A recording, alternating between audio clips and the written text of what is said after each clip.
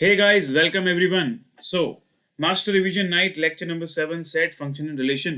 Sir ये class तो हमारी लाइव होती है, फिर आप प्रीमियर क्यों कर रहे हैं?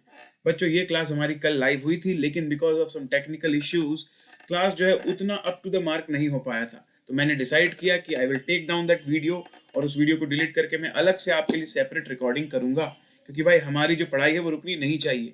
सर आप अगले दिन 9:30 बजे ले लेते लाइव इसको तो भी कोई प्रॉब्लम नहीं थी भाई, फिर हमारा शेड्यूल बिगड़ जाता ना, क्योंकि आज रात को 9:30 बजे हमारी मेंटी क्विज है और अगर हम आज रात को 9:30 बजे रिवीजन करेंगे तो मेंटी क्विज करनी पड़ती कल, और कल से फिर फेस्टिवल्स चालू हो जाते। तो मैंने सोचा क्यों ना मैं प्रीमियर कर दूं, और मैंने कोशिश की है इस वीडियो में कि कम से कम समय में ज़्यादा से ज़्यादा रिवाइज कर सकूं। जैसे हमारा 1.5 आवर्स का सेशन होता है, इसको मैं कोशिश करूंगा कि 1 आवर में रैपअप कर दूं, चीज़ें सारी की सारी कवर करूंगा, लेकिन थोड़ा स्पीड में करूंगा। जो चिट चैट में हमारा थोड़ा सा टाइम जाता है उसको रिड्यूस करके हम कम समय में इसका रिवीजन कर लेंगे। तो आप सभी से रिक्वेस्ट है भाई, इसको पूरा देखना और इसको कंप्लीट करने के बाद ही मेंटी रिवीजन में आना, क्योंकि मेंटी रिवीजन में आपको पता है मैं बहुत ही कंसेप्चुअल क्वेश्चन पूछता हूँ, तो वो सारे कॉन्सेप्ट मैं अभी करवाने वाला हूँ।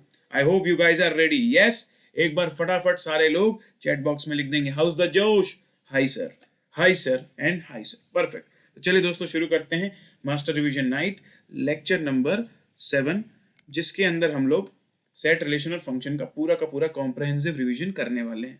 Yes, perfect. सबसे पहले आप सभी को मैं मेरा इंट्रोडक्शन दे देता हूँ guys. My name is Pranav Popat, I am a chartered accountant. I have qualified chartered accountancy all the levels in very first attempt and I am famous for the unique pedagogy for teaching stats and mathematics for the commerce background student. Commerce वालों को maths पढ़ाना is a different pedagogy, उसके लिए अलग skill की जरूरत होती है।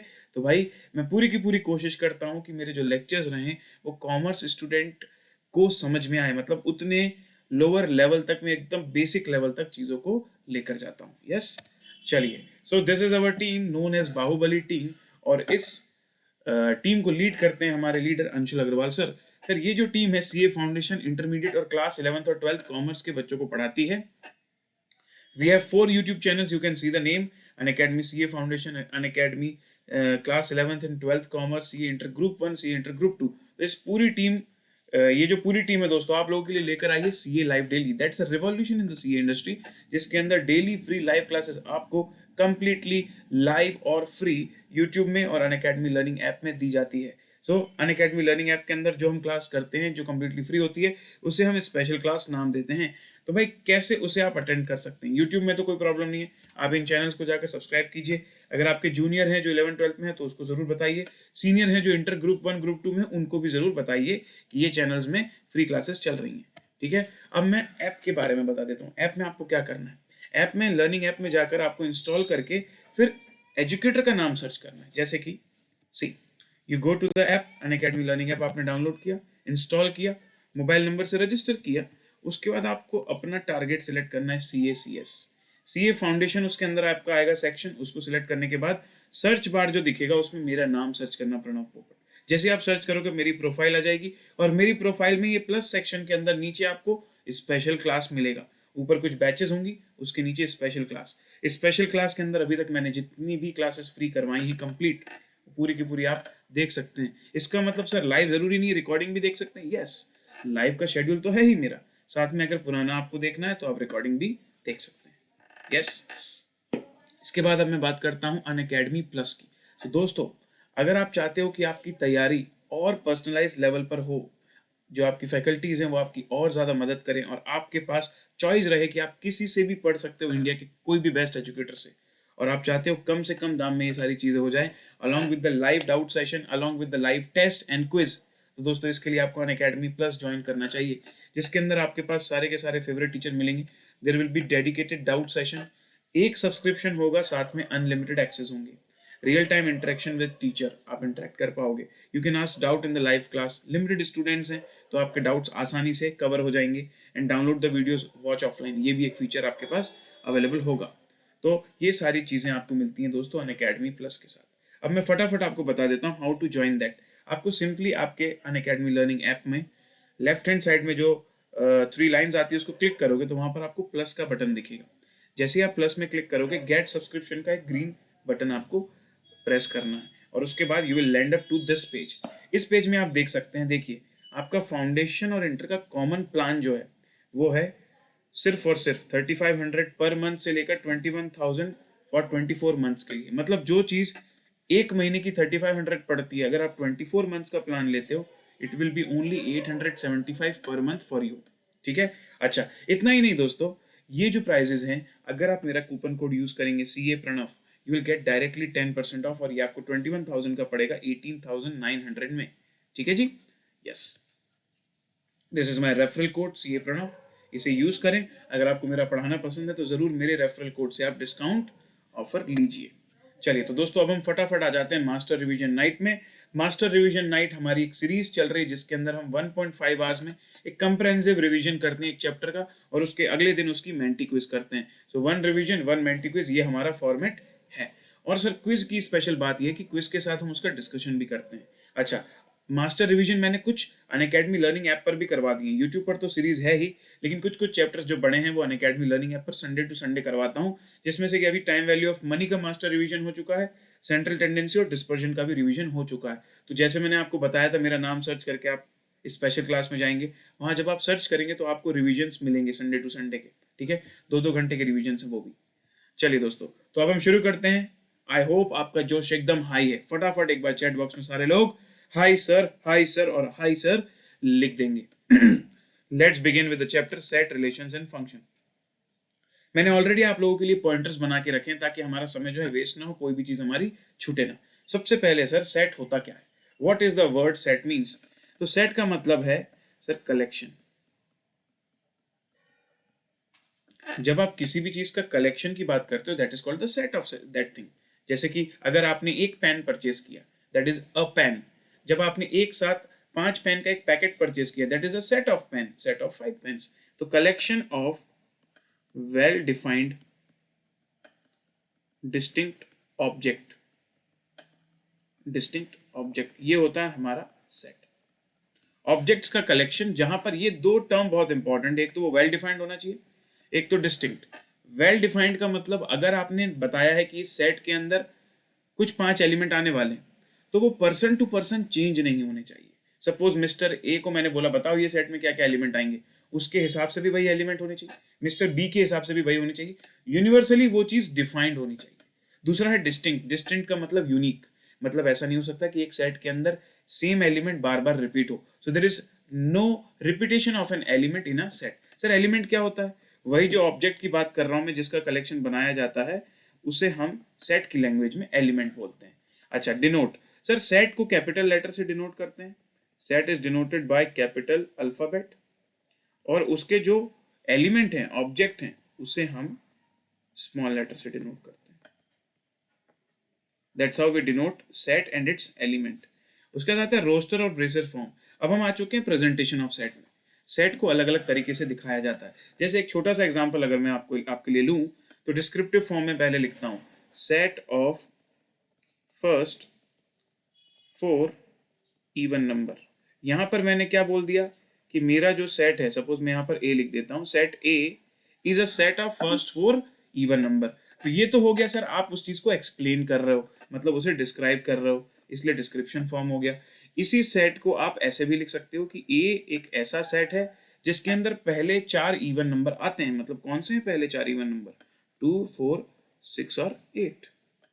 और ध्यान दीजिए, ये जो मैंने ब्रैकेट यूज किया है, इन ब्रैकेट को हम ब्रेसेस बोलते हैं। इसी वजह से इसको ब्रेसेस फॉर्म भी कहा जाता है। एक नाम है रोस्टर फॉर्म, दूसरा नाम है ब्रेसेस फॉर्म। इसमें आप कैपिटल लेटर से सेट का नाम लिखते हो, इक्वल लगाकर ब्रेसेस के अंदर उसके सारे के सारे ऑब्जेक्ट्स लिख देते हो, और कॉमा से उसे सेपरेट कर देते हो। परफेक्ट है। यस। अगला आता है सेट बिल्डर और एल्जेब्रिक फॉर्म या रूल मेथड।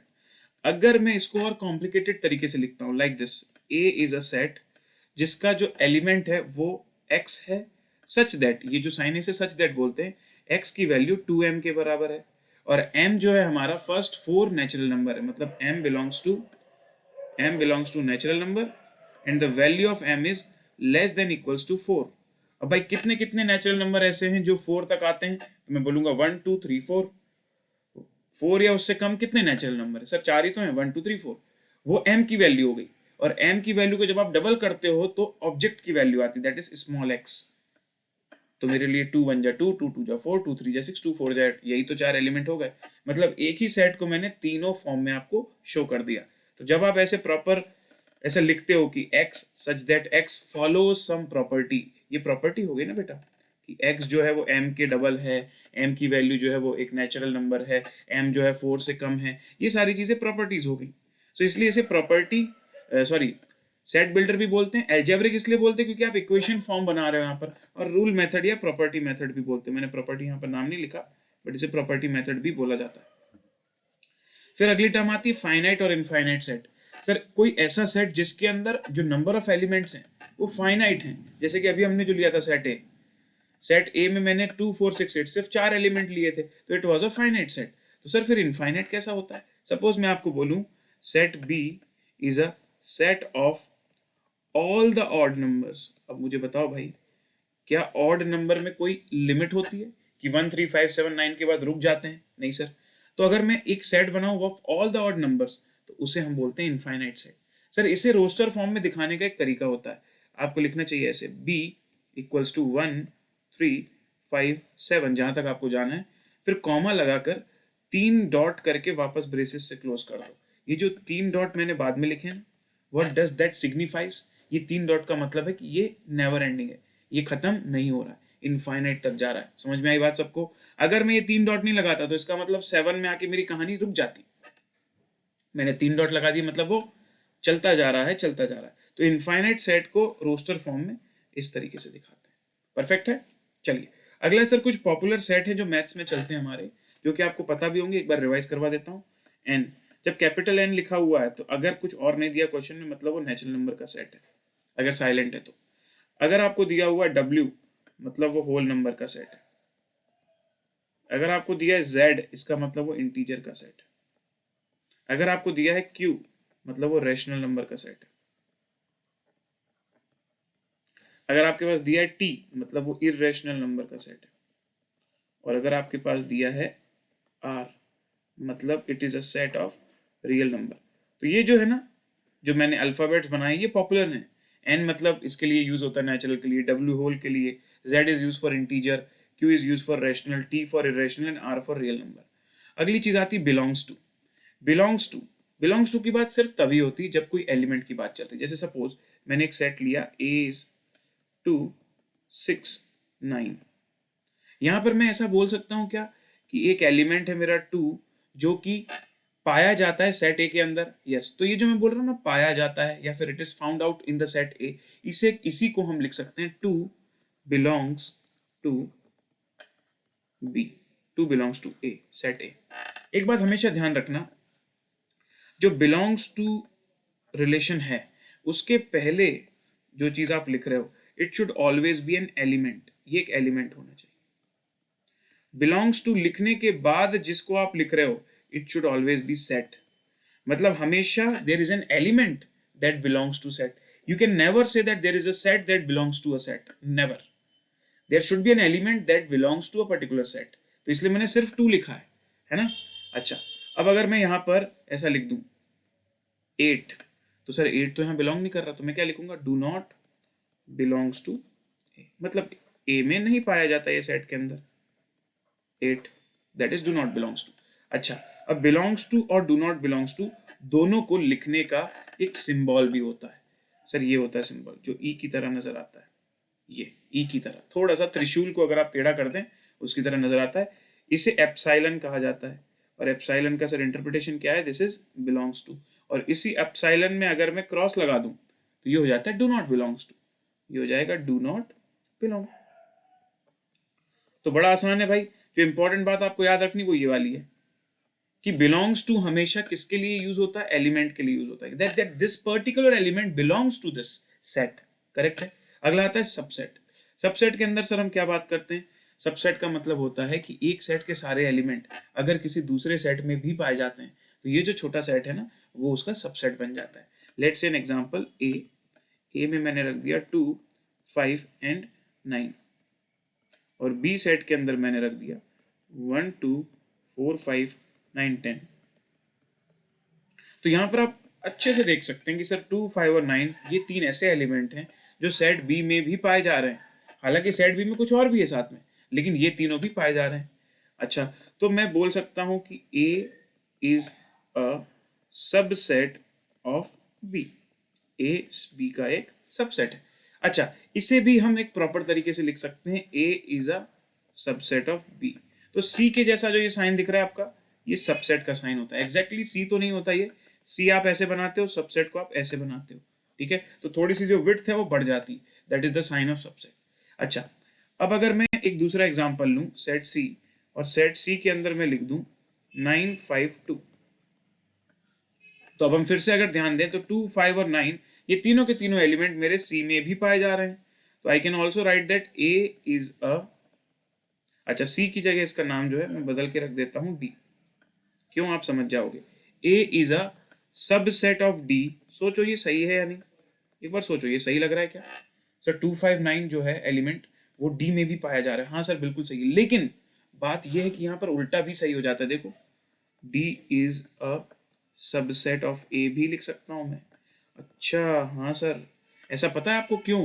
क्योंकि अगर आप ध्यान से देखें तो सेट ए और सेट डी दोनों इक्वल सेट हैं, क्योंकि दोनों के सेम एलिमेंट हैं। और वैसे भी सर किसी भी सेट के अंदर जो एलिमेंट लिखे हैं वो किस ऑर्डर में लिखे हैं, किस सीक्वेंस में लिखे हैं, ये मैटर नहीं करता। मैटर ये करता है कि कौन से एलिमेंट है। इसलिए सर ए और डी सेम है। तो अगर कोई दो सेट एक दूसरे के इक्वल होते हैं ना, अगर कोई दो सेट एक दूसरे के इक्वल होते हैं तो they are subset as well as equal. तो इसे हम ऐसे दिखाते हैं, देखो it is denoted like this, A is a subset of D as well as equal.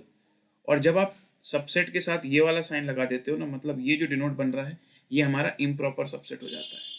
Subset के नीचे अगर अंडरलाइन हो गई है तो सबसेट में कलंक लग चुका है और वो अब एक इम्प्रॉपर सबसेट बन गया है। क्योंकि आप खुद सोचो, सबसेट का जो कॉन्सेप्ट है वो किस लिए लाया गया था, कि मैं एक छोटे सेट को बता सकूं कि ये बड़े सेट का हिस्सा है।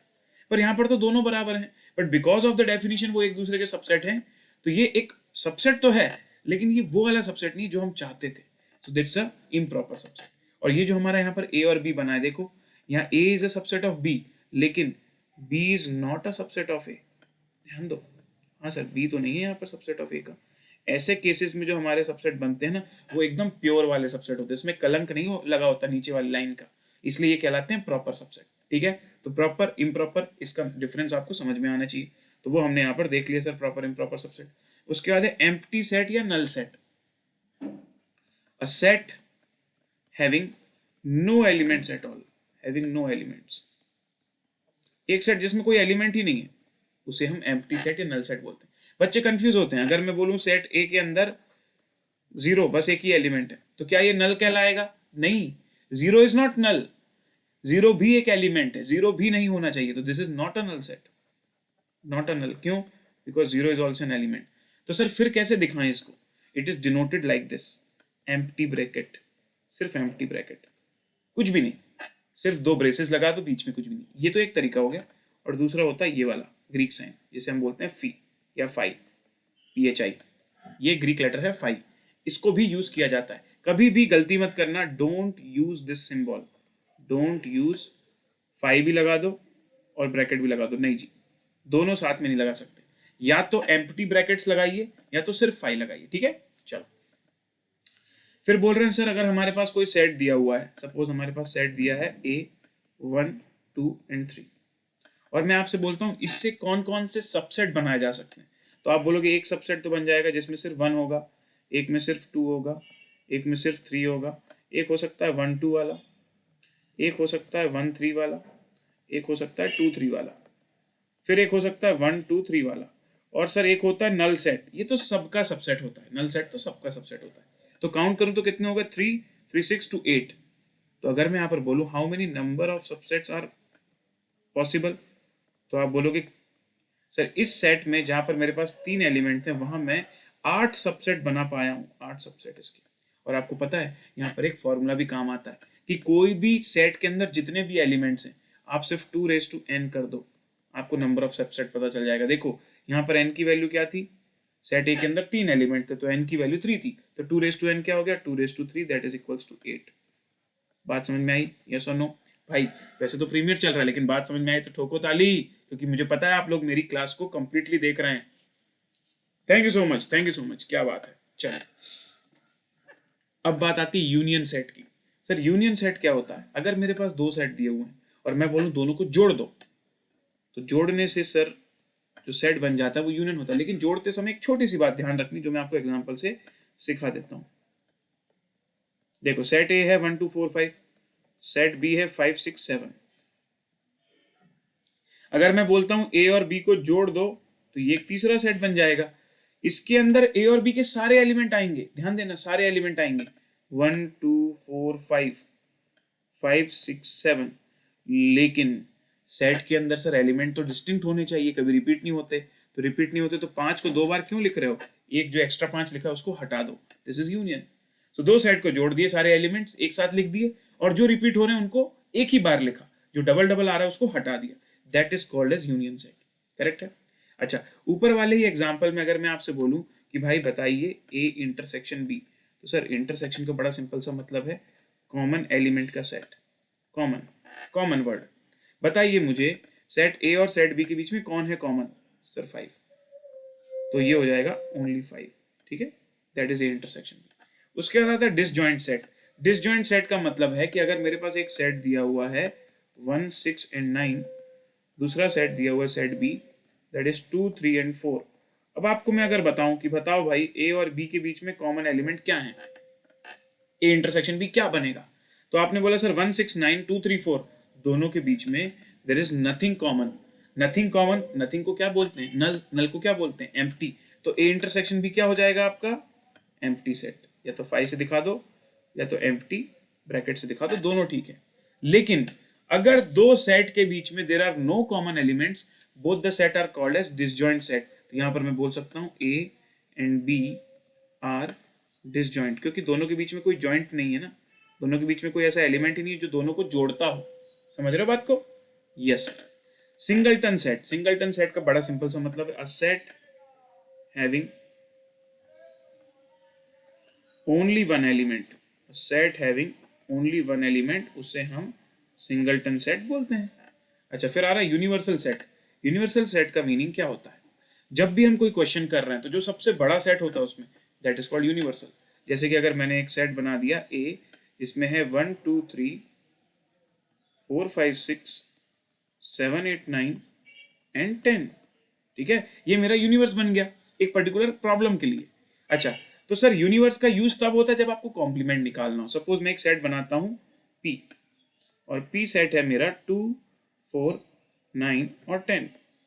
अब मैं आपसे बोलूं कि चलो भाई मुझे निकाल कर बताओ कॉम्प्लीमेंट सेट ऑफ पी। इसका मतलब ये होता है कि एक ऐसा सेट बनाइए, एक ऐसा सेट बनाइए जिसमें यूनिवर्स में आने वाले सारे के सारे एलिमेंट आ जाएं, उनको छोड़कर जो ऑलरेडी पी में लिए गए हैं। तो कॉम्प्लीमेंट ऑफ पी हो जाएगा मेरा 1 3 5 6 7 8। सर कैसे किया आपने? सर मैंने क्या किया, पूरे के पूरे सेट ए में से जो जो चीजें पी में ऑलरेडी अवेलेबल थी, जैसे कि 2 अवेलेबल था, 4 अवेलेबल था, 9 अवेलेबल था, 10 अवेलेबल था, इनको छोड़कर जो भी बचते हैं 1 5 6 1 3 5 6 7 8, उनको यहां पर रख दिया। समझ में आया? That is called as complement. तो जब तक मुझे यूनिवर्स नहीं पता होगा मैं कॉम्प्लीमेंट कैसे निकाल पाऊंगा? तो यूनिवर्स कोई अलग से कोई चीज नहीं है, जब आपको कॉम्प्लीमेंट निकालना हो उसके लिए यूनिवर्स डिफाइन किया जाता है। ठीक है, उसके बाद आता है set A minus B. Sir दो सेट का सब्ट्रैक्ट कैसे किया जाए? सपोज एक सेट है आपके पास 1 2 6 8 10 12, एक सेट बी है जिसके अंदर आपके पास है 2 6 9 14। अब मैं अगर आपसे बोलूं कि चलो भाई ए माइनस बी निकालो, इसका मतलब होगा कि सेट ए में से वो एलिमेंट निकाल दो जो सेट ए और बी के बीच में कॉमन है। सर नहीं समझा? सेट ए के अंदर से उन सारे एलिमेंट्स को निकाल दो जो ए और बी दोनों में कॉमन है। ए और बी में कौन से कॉमन है? एक तो 2 कॉमन है, एक 6 कॉमन है। 2 कॉमन 6 कॉमन, और कोई कॉमन नहीं सर। तो ए में से 2 और 6 निकाल दो, बचे कौन? 1 8 10 और 12। ये हो गया हमारा सेट ए माइनस बी। बात समझ में आई सबको? यस और नो? परफेक्ट है, चकाचक एकदम। चलिए बढ़िया। अगला पॉइंट आता है मेरा कार्डिनल नंबर का। कार्डिनल नंबर बहुत सिंपल सी मीनिंग है, किसी भी सेट के अंदर कितने नंबर ऑफ एलिमेंट्स हैं, that is called cardinal number. जैसे ऊपर सेट ए दिया हुआ है, अगर मैं आपसे बोलूं चलो भाई बताओ सेट ए के अंदर कितने एलिमेंट है, तो आप काउंट करोगे 1 2 3 4 5 6, आप बोल दोगे 6। That is the cardinal number of set ए। और कैसे डिनोट करते हैं आपने देखा? एन ब्रैकेट के अंदर उस सेट का नाम, एन ब्रैकेट के अंदर सेट का नाम। बताइए एन बी कितना होगा, फटाफट चैट बॉक्स में रिप्लाई करें। What will be n B? Sir 1 2 3 4, n B will be equals to 4, that is cardinal number. ठीक है, अच्छा कार्डिनल नंबर के ही बाद हम कार्डिनल नंबर की मदद से बनाया जाने वाला टू सेट का फॉर्मूला लिखते हैं। तो सर अगर आपके पास दिया है कि ए यूनियन बी के अंदर हमारे पास कुछ एलिमेंट्स हैं, आपको पता है वो किसके बराबर होंगे? N A plus n B minus n A intersection B. Correct है सर, ये तो बहुत फेवरेट फॉर्मूला हमारा, प्रोबेबिलिटी में भी बहुत काम आता है हमको। ठीक है, उसका इसी तरह आता है थर्ड सेट का formula, three set, n A union B union C. मतलब अगर एक साथ तीन सेट दिए हैं तो फिर कैसे यूज करोगे इस फॉर्मूले को? तो हो जाएगा n A plus n B plus n C. पहले तीनों को जोड़ा, फिर तीनों के जो भी कॉमन होते हैं मतलब इंटरसेक्शन, उनको रिमूव कर दिया क्योंकि वो डबल काउंट हो जाते हैं। N A intersection B, n A intersection C minus n B intersection C, तीनों कॉमन को रिमूव किया।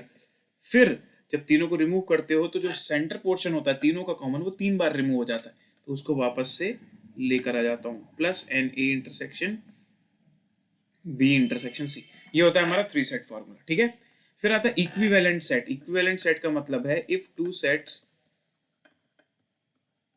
Have same number of element, that is called equivalent. मतलब बड़ा सिंपल है यार, मान लो सेट ए के अंदर मेरे पास 3 एलिमेंट है और सेट बी के अंदर भी मेरे पास 3 एलिमेंट, मतलब ए और बी अगर दोनों का एन ए और एन बी इक्वल है तो इक्विवेलेंट सेट कहलाएंगे। एन ए और एन बी इक्वल है ना, यस। भले जो एलिमेंट्स है वो अलग अलग हैं लेकिन काउंटिंग अगर सेम है ना तो वो इक्विवेलेंट कहलाता है। फिर आता है पावर सेट। पावर सेट मतलब क्या होता है? Set of all possible subsets, set of all possible subsets. आपको याद है हमने 2n वाला फॉर्मूला पढ़ा था, तो तब मैंने आपको बताया था कि there are so many subsets जो कि हम एक सेट से बना सकते हैं। देखो कहाँ गया, ये है ना, ये हमने बनाया था, ये रहा इतना पोर्शन आपका। इसको कॉपी कर लेता हूँ, कॉपी नहीं हो रहा है, होगा होगा होगा होगा होगा, कहाँ जाएगा? इसको मैं कॉपी करके उठा के ले आता हूँ। ठीक है, ये कॉपी किया हमने और यहाँ पर रखता हूँ। अब देखो मैं क्या बोल रहा हूँ, ये सारे के सारे अलग अलग सेट हैं, अलग अलग सेट हैं, पर अब मैं बोलता हूँ सेटों का भी सेट महासेट। तो इसके बाहर भी अगर मैं यहाँ पर फिर से ब्रेसेस लगा दूं और इन सब के बीच में कॉमा लगा दूं, क्या मतलब हुआ इसका? इसका मतलब हुआ जितने भी एक सेट से पॉसिबल सबसेट बन सकते हैं, अगर उसका एक और सेट बना दिया जाए that is the power set. तो क्योंकि ये पावर सेट, क्योंकि ये all the subsets of set A है, this will be called as power set of set A, that is P A. ठीक है, पावर सेट का ज्यादा कोई यूज नहीं है सच। फिर आता है हमारे पास एक्सरसाइज 7A। तो क्विकली हम डिस्कस कर लेते हैं 7A को भाई, बहुत फटाफट। सर 7A में कौन कौन से बात इंपॉर्टेंट है? ये नंबर ऑफ सबसेट कुछ नहीं है, ये फॉर्मूला हमने पढ़ लिया 2n। नल सेट को कैसे रिप्रेजेंट करते हैं? गलत गलत सही, ऑप्शन सी। ठीक है, फिर यूनियन और इंटरसेक्शन तो आपको पता है भाई, इसको मैं नहीं बताऊंगा कुछ भी। कार्डिनल नंबर निकाल लोगे, पहले पी और क्यू में कॉमन देख लो कितने हैं, फिर उसकी काउंटिंग कितनी वो आपको यहाँ पर लिखना है। हाँ, फिर देखो क्या बोल रहा है, set of cubes of a natural number. ये कौन सा सेट है? अरे भाई कोई नेचुरल नंबर की कोई लिमिट होती क्या? नहीं। तो उनके क्यूब की भी कोई लिमिट होगी क्या? नहीं सर, ऐसा तो बोला नहीं। फर्स्ट 5 नेचुरल नंबर बोल रहा है, set of cube of natural number. अब नेचुरल नंबर की कोई सीमा नहीं है तो उनके क्यूब की भी कोई लिमिट नहीं होगी, it is an infinite set. ठीक है, नेक्स्ट। फिर इसी तरह हमारे पास इसी तरह के सेट और आते हैं जिनको आपको थोड़ा सा दिमाग लगाकर बताना है कि इनफाइनाइट है या फाइनाइट है। फिर देखो, ई है set of positive even numbers, O है सेट ऑफ ऑड नंबर्स। अगर आप इवन और ऑड को जोड़ देते हो, कॉमन तो वैसे भी कुछ नहीं आ रहा, तो इवन और ऑड को जोड़ दोगे तो क्या हो जाएगा? 1 2 3 4 5 6 7 8। सर ये तो नेचुरल नंबर की तरह नजर आ रहा है। यस, तो बताओ क्या आंसर होगा? ऑप्शन बी, दोनों को जोड़ने से नेचुरल नंबर बन जाएगा। सर आपको कैसे पता एन का मतलब नेचुरल नंबर है? अभी मैंने बताया था, n is a popular set, कुछ नहीं दिया है तो नेचुरल नंबर मीनिंग होगा उसका। फिर देखो, R is the set of positive rational number, E is the set of real numbers. तो पॉजिटिव रैशनल और सेट ऑफ रियल नंबर्स अगर मेरे पास हैं, सबसे बड़ा कौन होता है? रियल। तो रियल का बच्चा कौन हो गया? रैशनल। तो rational is a subset of real, तो R is a subset of E, R is a subset of E, option B. ये मत लगा देना, इम्प्रॉपर थोड़ी, ये प्रॉपर सबसेट है ना sir. Yes, n is the set of natural number, i is the set of positive integer. अब समझो भाई, n और i नेचुरल नंबर 1 2 3 4 5 6 होता है, पॉजिटिव इंटीजर का मतलब भी 1 2 3 4 5 6 होता है, मतलब दोनों एक्चुअली इक्वल हैं, तो ऑप्शन ए सही उत्तर होगा आपका, ठीक है।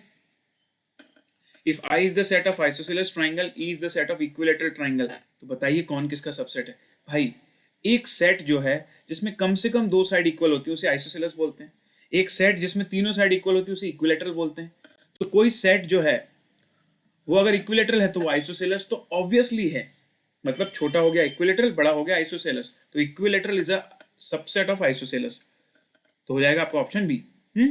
ठीक है। उसके बाद भाई यूनियन, किसी का खुद से यूनियन करोगे तो वहीं पहुंच जाओगे, किसी का खुद से इंटरसेक्शन करोगे तो भी वहीं पहुंच जाओगे। फिर D Morgan's law, D Morgan's law मैं आपको बता देता हूँ फटाफट, चलो भाई। डी मॉर्गन लॉ जो हम एक्सरसाइज ए में सीधे देख रहे हैं, डी मॉर्गन्स लॉ हमको ये बताता है यार, यूनिवर्सल और कॉम्प्लीमेंट से रिलेटेड कॉन्सेप्ट है कि अगर मेरे पास P यूनियन Q दिया हुआ है और आपको इसका कॉमन कॉम्प्लीमेंट निकालना है, इस पूरे का कॉमन कॉम्प्लीमेंट, ब्रैकेट को ओपन करो, P में कॉम्प्लीमेंट लग जाएगा, Q में कॉम्प्लीमेंट लग जाएगा, और यूनियन का कॉम्प्लीमेंट मतलब यूनियन को उल्टा कर दो, इंटरसेक्शन बन गया। That is D Morgan law number 1। दूसरा डी मॉर्गन लॉ होता है P इंटरसेक्शन Q का होल कॉम्प्लीमेंट, फिर से ब्रैकेट ओपन किया, P के ऊपर कॉम्प्लीमेंट, Q के ऊपर कॉम्प्लीमेंट, इंटरसेक्शन का कॉम्प्लीमेंट किया तो वो बन गया union. So P complement union Q complement, ये डी मॉर्गन लॉ नंबर 2। ठीक है, परफेक्ट। फिर आपके पास देखो सुपर सेट दिया है, सुपर सेट मतलब सबसेट का उल्टा। If A is a subset of B, B is a super set of A, ऐसा प्रॉपर के केस में होता है। चलो बाकी तो सब एक जैसी बातें हैं, तो फिर से कॉन्सेप्ट में आता हूं मैं। अब आती है एक term sir, ordered pair. Suppose देखो, अब मैं एग्जांपल से ही ये पूरा कंसेप्ट आपको फटाफट समझा देता हूँ। एक सेट A है मेरे पास, उसके अंदर है 1 2 3 4। एक सेट B है, उसके अंदर है मेरे पास 1 4 9 16। यहाँ पर 1 2 3 रखता हूँ बस, ठीक है, और यहाँ रखता हूँ 1 4 9 16। अब अगर मैं आपसे बोलूं कि आपको अब पेयर बनाने हैं, कैसे पेयर बनाने हैं? दो एलिमेंट के पेयर, ठीक है सर, और इस पेयर को ऐसे बनाना है कि इसका जो पहला एलिमेंट हो वो सेट ए से बिलोंग करता हो, समझ गया होगी बिलोंग का मतलब, और इसका जो सेकंड एलिमेंट है B, it should belong to set B. इसका मतलब एक बार 1 लिया तो एक बार दूसरा 1 भी ले सकता हूँ, एक बार लेफ्ट हैंड साइड से 1 लिया फिर यहाँ से 4 ले सकता हूँ, ये देखो, फिर लेफ्ट हैंड साइड से 1 लिया फिर यहाँ से 9 ले सकता हूँ। मतलब कुछ भी हो जाए, आपकी जो पेयर बनेंगे ना, उसका जो पहला एलिमेंट होगा वो सिर्फ 1 2 या 3 में से कोई हो सकता है, और उसका जो दूसरा एलिमेंट होगा वो 1 4 9 या 16 में से कोई हो सकता है। इस तरह के जो ऑर्डर्ड पेयर बनते हैं, इस तरह के जो पेयर बनते हैं बेसिकली, उससे ही हम ऑर्डर्ड पेयर बोलते हैं। बच्चे सोचेंगे कि सर इसके आगे आपने ऑर्डर्ड वर्ड क्यों लिखा हुआ है? क्योंकि देखो, आप 1 और 9 लिख सकते हो, लेकिन आप 9 और 1 नहीं लिख सकते, दिस इज रॉन्ग। इस दोनों सेट की मदद से आप 9 1 नहीं बना सकते। क्यों? क्योंकि 9 कभी भी फर्स्ट एलिमेंट नहीं बन सकता, क्योंकि वो सेट ए से बिलोंग नहीं करता, सेट बी से बिलोंग करता है। तो 9 can not come in the place of A, 9 will always come in the place of B. इस वजह से इसे ऑर्डर्ड पेयर बोलते हैं, क्योंकि इसका जो ऑर्डर है वो फिक्स है कि तुम पहले तो तुम पहले ही आओगे, तुम दूसरे तो तुम दूसरे ही आओगे, है ना। सेकंड सेट में से पहले नहीं रख सकते और फर्स्ट सेट में से सेकंड में नहीं रख सकते। That's why it is called as ordered pair. I hope the term is clear to you. Product set क्या होता है? जैसे मैं अभी 1 2 3 ऐसे मैंने बनाए ऑर्डर्ड पेयर, ऐसे तो कितने सारे ऑर्डर्ड पेयर बन सकते हैं। तो the set of all ordered pairs between two set of all ordered pairs, that is called as product set. अब एक मजे की बात क्या बताऊं, जैसे आपके पास ऊपर सेट ए और सेट बी दिया हुआ है, तो इनके प्रोडक्ट सेट को कैसे दिखाओगे आप?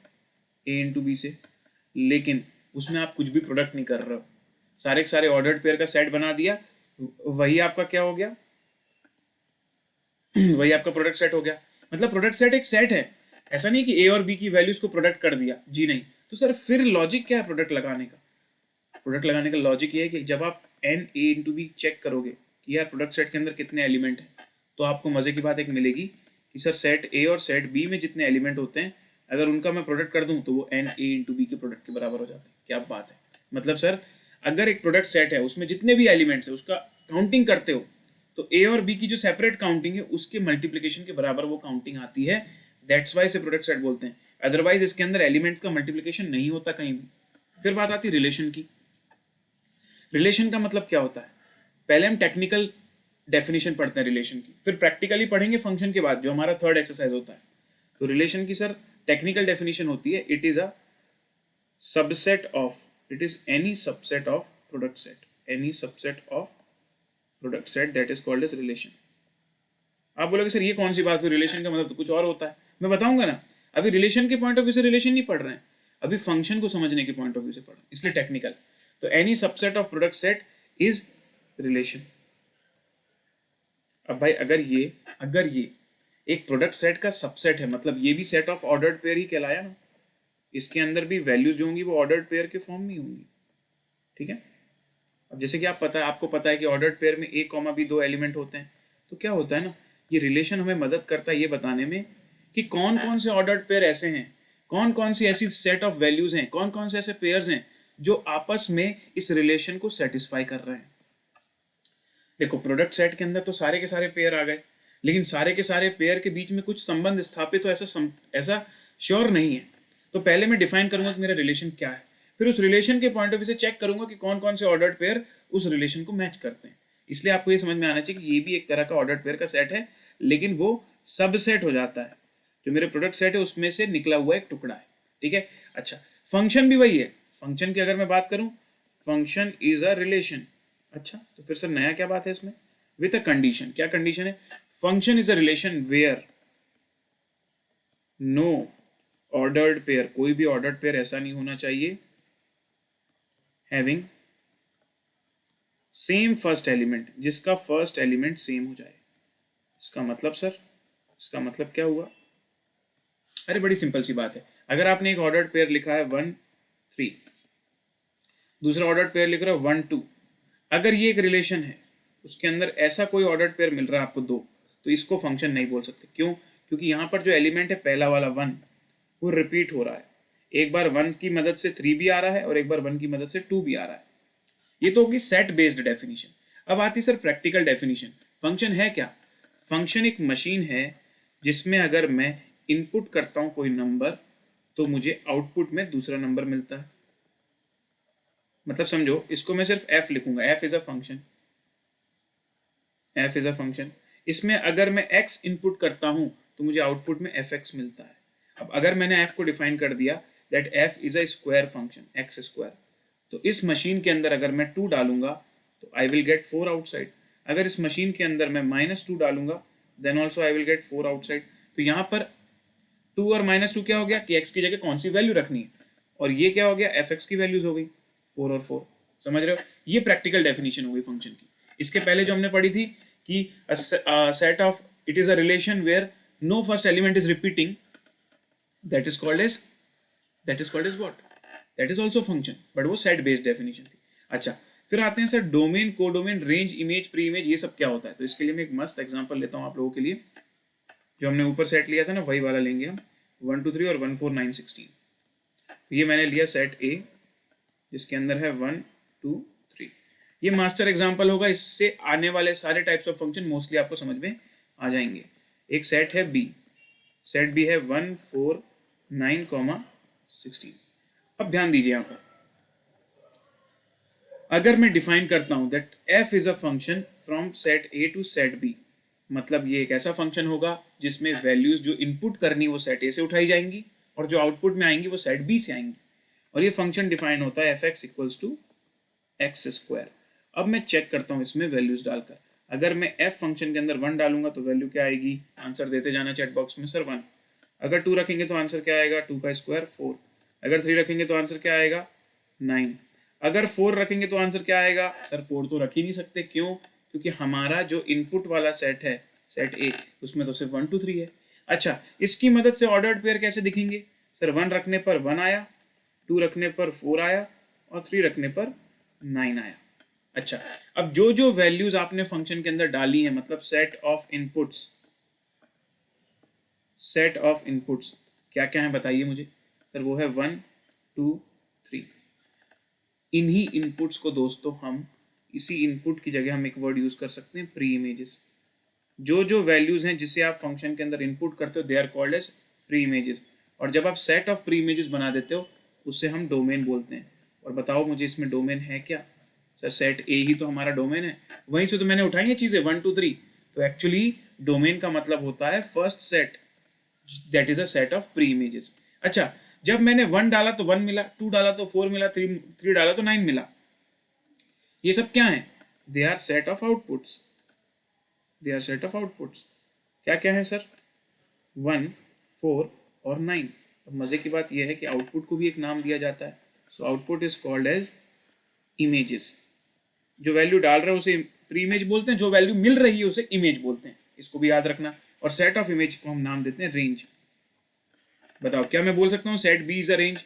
नहीं बोल सकते, क्योंकि सर सेट बी के अंदर सिर्फ 1 4 और 9 ही ऐसे हैं जो मेरे आउटपुट में आ रहे हैं। 16 तो बेचारा अकेला रह गया, और 16 बेचारा अकेला रह गया इसका मतलब सर हमारे पास एक और चीज आनी चाहिए जिसे हम बोलते हैं कोडोमेन।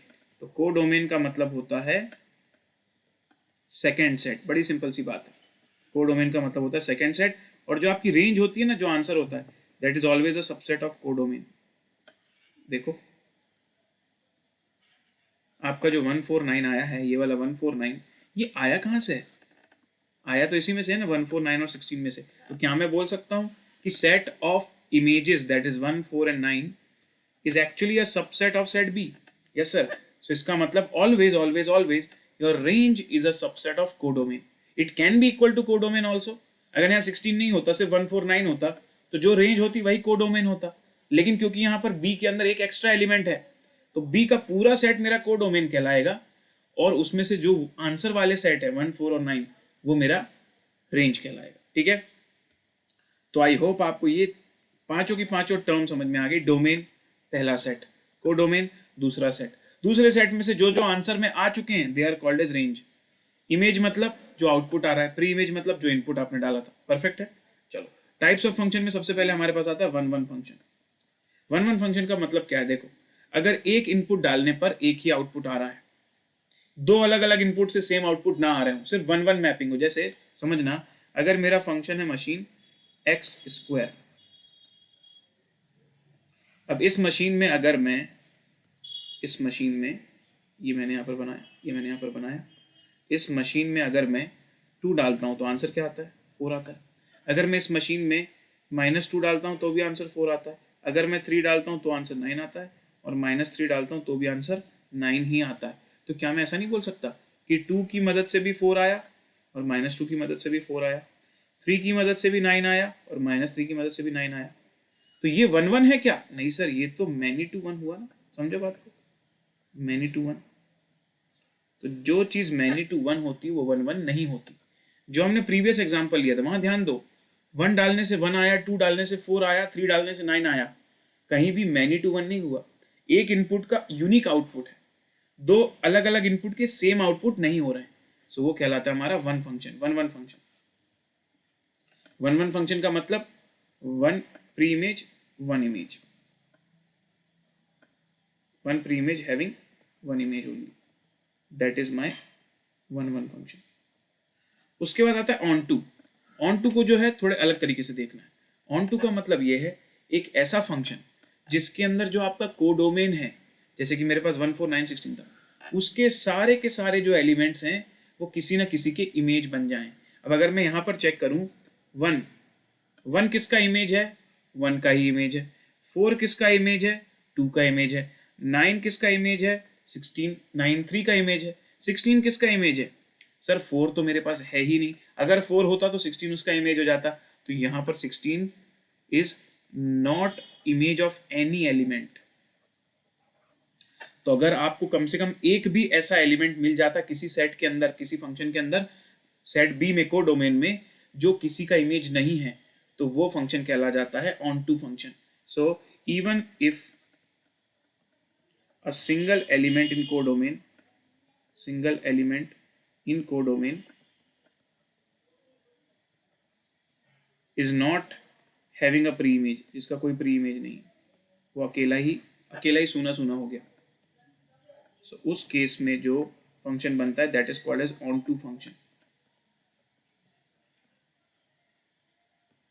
मैंने उल्टा बता दिया sir. Even if single element in codomain is not having a pre image, उसे हम बोलते हैं into function, that is called as into, और उसका उल्टा होता है ऑन टू।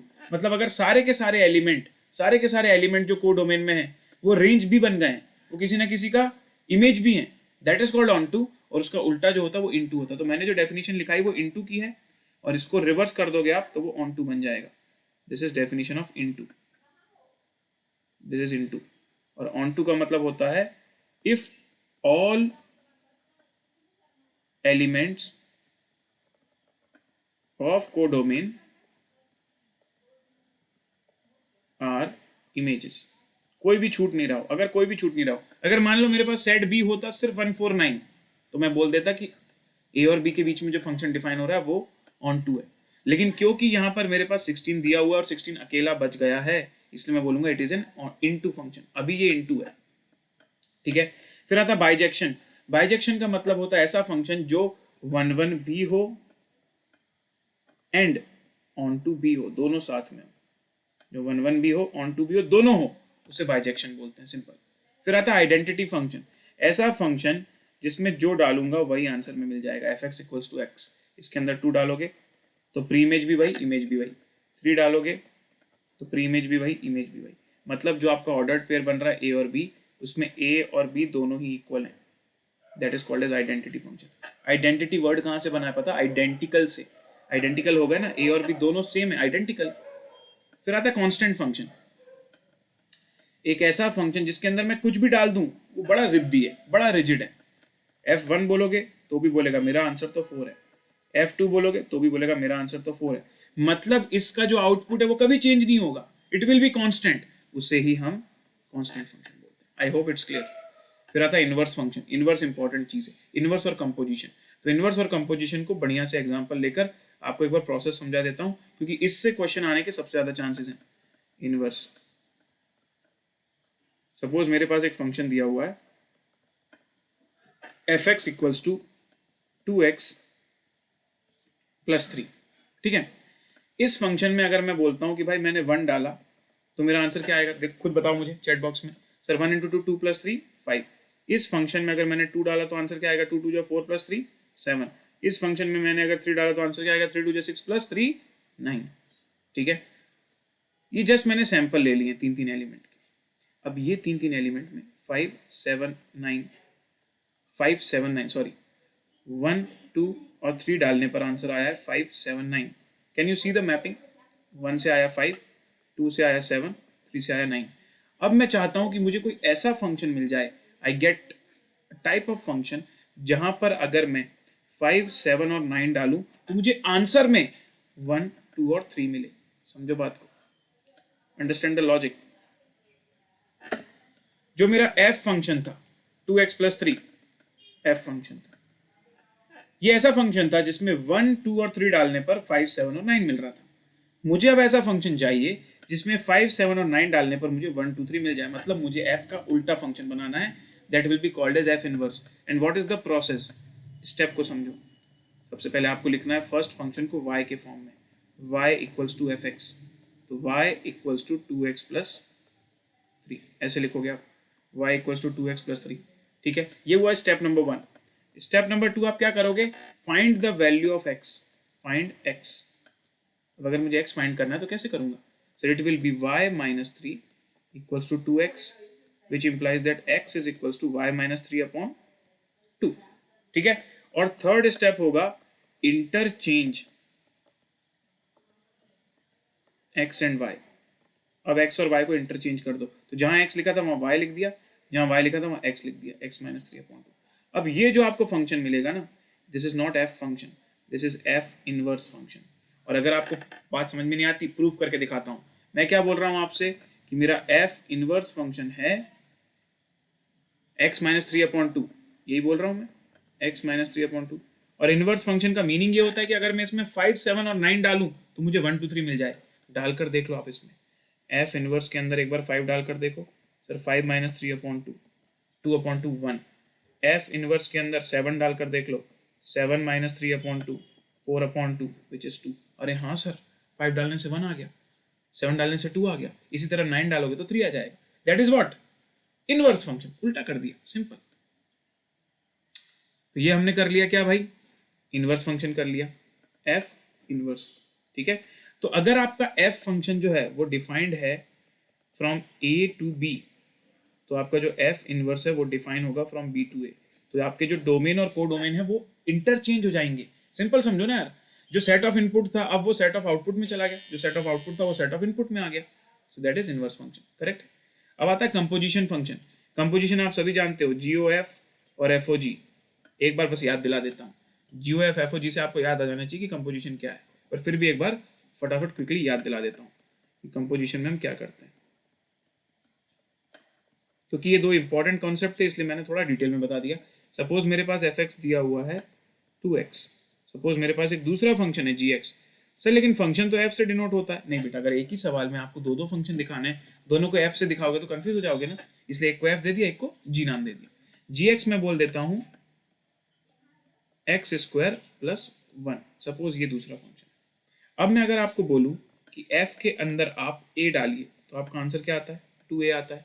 इसी तरह अगर मैं आपको बोलूँ कि एफ फंक्शन के अंदर ए बी सी डी 1 2 3 4 मत डालो, पूरा का पूरा जी एक्स इंसर्ट कर दो, पूरा का पूरा जी एक्स। इसका मतलब क्या होगा, आप चाहते हो कि एफ के अंदर में एक्स स्क्वायर प्लस 1 डाल दूँ, यस। तो एक्स स्क्वायर प्लस 1 को वहाँ वहाँ लिख दो जहाँ जहाँ एक्स लिखा हुआ है, ये कर दोगे आप 2 इंटू एक्स स्क्वायर प्लस 1। समझ में आ गई बात। मतलब क्या किया आपने, इस पूरी वैल्यू को उठाकर इनपुट बना दिया और इस x की जगह सब्स्टिट्यूट कर दिया, तो ये मेरा एफ ओ जी आ गया। This is f o g. F function के अंदर जी फंक्शन को डाल देना, that is f o g. अब इसी का उल्टा करते हैं, जी ओ एफ, जी फंक्शन, ठीक है सर, जी फंक्शन, उसके अंदर एफ एक्स डाल देना, that is g o f. मैं बोलूंगा जी के अंदर एफ एक्स डालना मतलब 2x डाल देना। तो जहां जहां x लिखा हुआ है जी फंक्शन में, जहां जहां x, वहां वहां उसकी जगह 2x डाल दो, तो ये हो जाएगा 2x का whole square plus 1, that is 4x square plus 1। ये होता है g o f. So f o g, g o f. बात समझ में आई तो ठोको ताली, दैट इज कंपोजिशन फंक्शन, ठीक है। ये दोनों चीजें आराम से बननी चाहिए हमें, बिल्कुल सर। उसके बाद हमारे पास आता है exercise set B. Set B में आपको एक बेसिक आइडिया दे देता हूँ। देखो क्या है, आपसे बस यही पूछ रहा है कि भाई कौन सी चीज़ फंक्शन है, कौन सी चीज़ नहीं है। जैसे यहाँ पर अगर आप देख रहे हो कि कौन सा फंक्शन है, तो आपको बस ये देखना है फर्स्ट एलिमेंट रिपीट तो नहीं हो रहा, और जो जो भी एलिमेंट्स आ रहे हैं वो इन्हीं से बने हैं या नहीं, इन्हीं के प्रोडक्ट सेट का सबसेट है या नहीं। जैसे देखो x y z p q r s, x y z, यहाँ पर एन कहाँ से आ गया, एन आने की वजह से ये गलत हो गया, एन तो है ही नहीं हमारे पास। फिर x y z s s s, ये चलेगा क्या, हाँ सर चलेगा, क्यों, क्योंकि फर्स्ट एलिमेंट रिपीट नहीं होना चाहिए, सेकेंड तो रिपीट हो सकता है। फिर यहाँ पर देखो पी आर एस और एक्स वाई जेड, ये भी चलेगा। फिर अगर मैं सी की बात करूँ, सर वाई रिपीट हो रहा है, y y y, first element repeat नहीं हो सकता, सेकेंड एलिमेंट रिपीट होगा, कोई प्रॉब्लम नहीं, सेकेंड एलिमेंट रिपीट होगा कोई प्रॉब्लम नहीं, लेकिन फर्स्ट एलिमेंट रिपीट नहीं होना चाहिए। मतलब इनपुट अगर एक है तो उसका यूनिक आउटपुट ही होना चाहिए, ठीक है। ऐसा नहीं हो सकता कि दो सेम इनपुट के दो आउटपुट आ रहे हैं, वन टू मैनी पॉसिबल नहीं है, मैनी टू वन पॉसिबल है, वन टू वन पॉसिबल है, लेकिन अगर किसी ने वन टू मैनी बोल दिया तो सर वो भी तो टाइप ऑफ फंक्शन कहलाएगा, नहीं, one two many is not a function at all, समझे क्या, वन टू मैनी फंक्शन ही नहीं है, one two many is not a function at all, ठीक है। इसी तरह से आपको फंक्शन फंक्शन फंक्शन पूछ रहा है, बहुत आसानी से हो जाएगा ये वाला, ठीक है। फिर ये जो हमने लास्ट में पॉइंट्स करे ना, कहाँ गया ये वाला आपका एफ ओ जी, तो एफ के अंदर जी को डाल दो, जी ओ एफ, जी के अंदर एफ को डाल दो। सिमिलरली आपका 13, 12 और 13 में वही करना है आपको, ठीक है।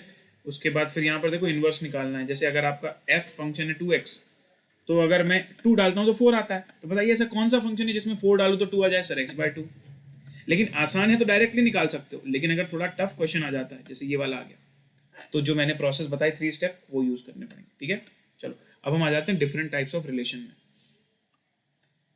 टाइप्स ऑफ रिलेशन, सबसे पहले याद करो रिलेशन क्या था, रिलेशन क्या था, देखो पहले एक बेसिक लॉजिक समझो रिलेशन का। जैसे कि मैंने लिखा ए, सेट 1 2 3, दूसरा मैंने लिखा set B, that is let's say 2 and 6।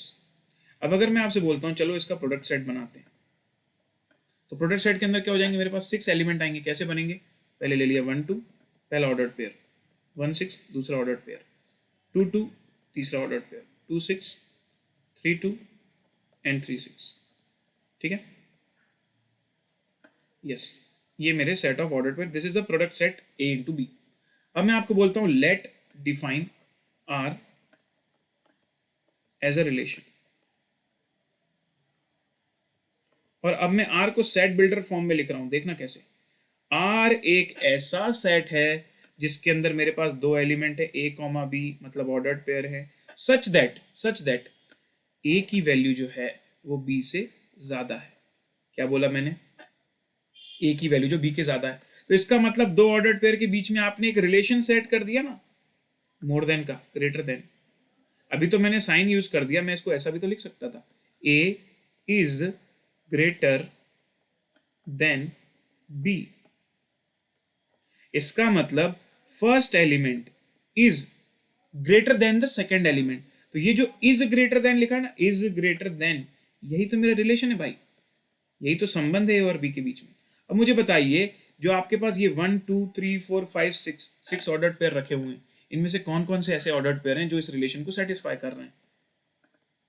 Sir 1 is greater then 2 गलत, 1 इज ग्रेटर देन 6 गलत, 2 इज ग्रेटर देन 2 गलत, 3 इज ग्रेटर देन 2 गलत, 3 इज ग्रेटर देन 6 गलत। अच्छा, तो ऐसे में तो कोई भी नहीं कर रहा सर, उल्टा कर दो इसको, उल्टा कर देते हैं। b इज ग्रेटर देन ए, थोड़ा उल्टा बन गया, स्मॉलर देन कर दिया या फिर उल्टा कर दिया। b इज ग्रेटर देन ए, अब चेक करो, 2 is greater then 1, yes sir, satisfy कर गया। 6 इज ग्रेटर देन 1, सेटिस्फाई कर गया। 2 इज ग्रेटर देन 2, नहीं, तो इसको मत लो, इसको मत लो रिलेशन में।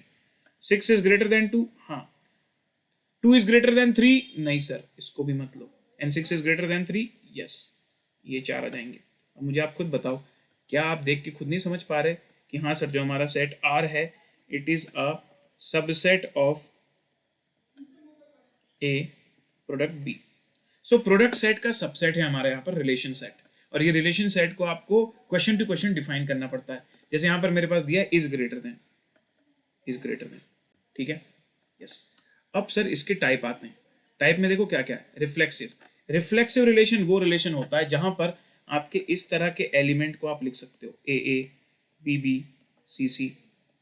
मतलब जैसे कि मैं बोल दूं two parallel line, there are 3 lines और वो एक दूसरे की पैरेलल है। तो अगर मैं बोल रहा हूँ A is parallel to B, तो क्या मैं ऐसा लिख सकता हूँ A is parallel to A also?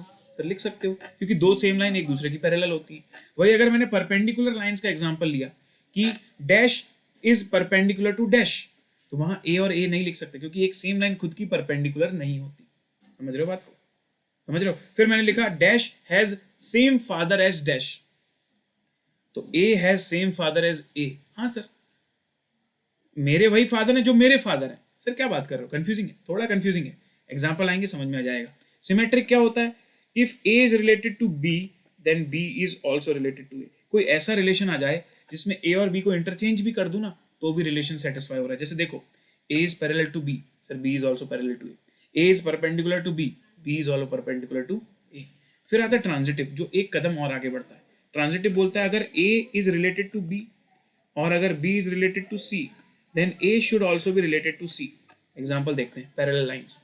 A is parallel to B, ठीक है, B is parallel to C, then A is also parallel to C। हाँ सर बिल्कुल, A is parallel to B, ये दो लाइन हो गई। B is parallel to C, ये दो लाइन हो गई। क्या मैं बोल सकता हूँ A is also parallel to C? बिल्कुल बोल सकते हो sir.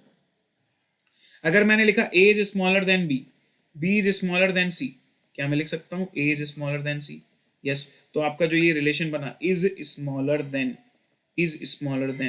This is actually a transitive relation. समझ में आ रही बात? ये बेसिक लॉजिक है। और इक्विवेलेंस रिलेशन क्या होता है? इक्विवेलेंस रिलेशन होता है जब कोई रिलेशन रिफ्लेक्सिव भी है, सिमेट्रिक भी है और ट्रांजिटिव भी है। जब वो तीनों के तीनों है, then I can say that it is also equivalence. मतलब अगर वो तीनों चीज सेटिस्फाई कर रहा है, दैट इज इक्विवेलेंस रिलेशन। इसमें एक्सरसाइज ज्यादा मायने रखती है आपकी कॉन्सेप्ट से ज्यादा। जैसे देखो यहां पर दिया मेरे पास blank is smaller than A is smaller than B, तो क्या मैं लिख सकता हूं A is also smaller than A? Just think of it, if A is smaller than A, क्या ऐसा लिख सकते हो आप? क्या कोई सेम चीज अपने आप से स्मॉल होती है? नहीं सर। तो क्या, क्योंकि आप इस तरह के एलिमेंट नहीं लिख सकते ए बी बी सी सी, तो ये रिफ्लेक्सिव नहीं है, अच्छा अगर मैं लिखता हूं A is smaller than B, तो क्या मैं इसका विपरीत लिख सकता हूँ B is smaller than A? नहीं सर, उल्टा हो गया ना। If A is smaller than B is greater than A, तो यहाँ पर भी सर रेसिप्रोकल भी नहीं चलेगा, सिमेट्रिक भी नहीं चलेगा, तो सिमेट्रिक भी नहीं है। अगर मैं बोलता हूँ A is smaller than B और फिर मैं बोलता हूँ बी इज स्मॉलर देन सी, तो क्या मैं बोल सकता हूँ ए इज स्मॉलर देन सी? हाँ सर, क्योंकि ये ट्रिपल वाला जो रिलेशन है वो बन रहा है, इसलिए ये एक ट्रांजिटिव रिलेशन है। समझ रहे हो बात को? एक और, dash is equal to dash, क्या मैं बोल सकता हूँ A is equals to A? हाँ सर, तो इसका मतलब आप ए कॉमा ए का ऑर्डर पेयर बना सकते हो, बी कॉमा बी का ऑर्डर पेयर बना सकते हो, बिल्कुल सही बात है। अगर मैं बोल रहा हूँ A is equals to B, तो क्या फिर उल्टा भी ट्रू होना चाहिए, बी इज इक्वल्स टू ए? बिल्कुल सही बात है सर। अगर मैं लिख रहा हूँ A is equals to B, B is equals to C, तो क्या मैं लिख सकता हूँ A is also equals to C? हाँ सर, इसका मतलब जो इज इक्वल टू रिलेशन है आपका, इज इक्वल टू रिलेशन, ये रिफ्लेक्सिव भी है, ट्रांजिटिव भी है, सिमेट्रिक भी है, मतलब बेसिकली ये एक इक्विवेलेंस रिलेशन है। समझ में आ गई बात? तो यही जो चीजें भाई आपकी यूज होती हैं। जैसे फोर्थ में देता हूं, देखो, dash is perpendicular to dash, A is perpendicular to B, A is perpendicular to A लिख सकते हो? नहीं लिख सकता, तो रिफ्लेक्सिव नहीं है। क्या ए इज परपेंडिकुलर टू बी है, तो क्या B is perpendicular to A लिख सकते हो? लिख सकता हूं, तो सिमेट्रिक तो है। अच्छा, अगर मैं इसको ऐसा लिख दूं, A is perpendicular to B is perpendicular to C, तो क्या मैं A is perpendicular to C लिख सकता हूँ? नहीं लिख सकता सर, क्योंकि देखो ना, अगर ए और बी परपेंडिकुलर हैं, अगर बी और सी परपेंडिकुलर हैं, तो ए और सी तो पैरेलल हो जाएंगे, परपेंडिकुलर थोड़ी होंगे, तो ट्रांजिटिव भी नहीं होगा। समझ रहे हो बात को? यस और नो?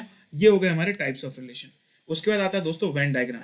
तो वेन डायग्राम पर बेस्ड बहुत सारे क्वेश्चंस आते हैं, उसको बस मैं हिंट दे देता हूँ, क्वेश्चन तो अभी हम नहीं कर पाएंगे, ठीक है? हिंट दे देता हूँ आप सभी को कि क्या करना पड़ता है। सबसे पहले एक सेट को सर्कल से दिखाया जाता है, सपोज दिस इज सेट ए। अगर आपके पास यूनिवर्सल सेट दिया हुआ है किसी भी क्वेश्चन में, तो उसे रेक्टेंगल से दिखाया जाता है, this is universal set, set S. अगर आपको कोई बोलता है कि चलो भाई एक और सेट बनाओ बी, तो आप उसको भी फिर से सर्कल से दिखा दीजिए। और अगर आपसे कोई पूछता है कि बताइए ए और बी का कॉमन पोर्शन कौन सा, इंटरसेक्शन, तो आप ड्रॉ करोगे इसको, ए इंटरसेक्शन बी। अगर आपसे कोई पूछता है ए यूनियन बी पोर्शन कौन सा कहलाएगा, तो आप बोलोगे ये पूरा कहलाएगा ए इंटरसेक्शन बी, ठीक है? यस।